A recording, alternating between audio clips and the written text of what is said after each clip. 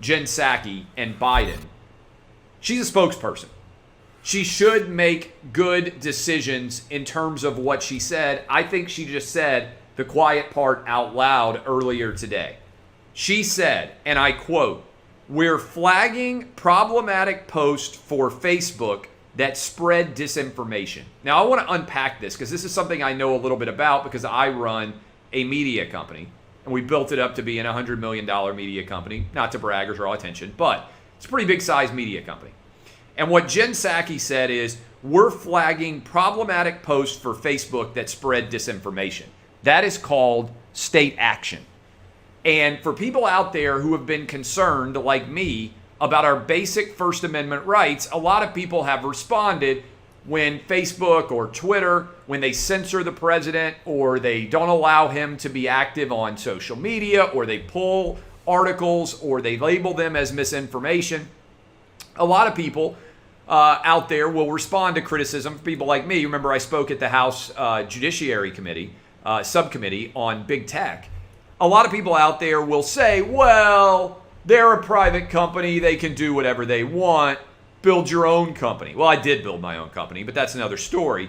But that's not true. If you are acting at the behest of the United States government, private companies based on established Supreme Court precedent can be held to be state actors.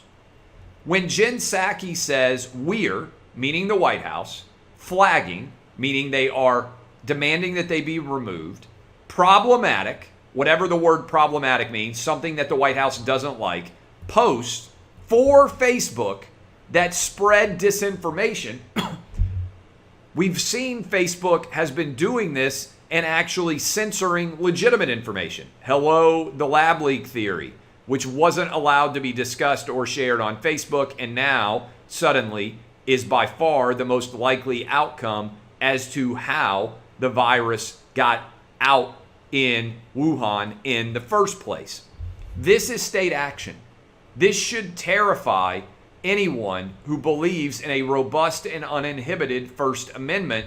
The White House, the United States government, is flagging problematic posts for Facebook that spread disinformation. This is both state action, but they're also, by nature of this action, threatening Facebook with further government regulation if Facebook doesn't take the action that the government requests of them.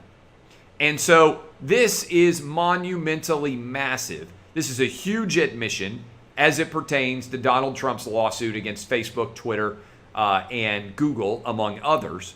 And this goes to the essence of what I believe is a central battle that we are fighting right now in the United States.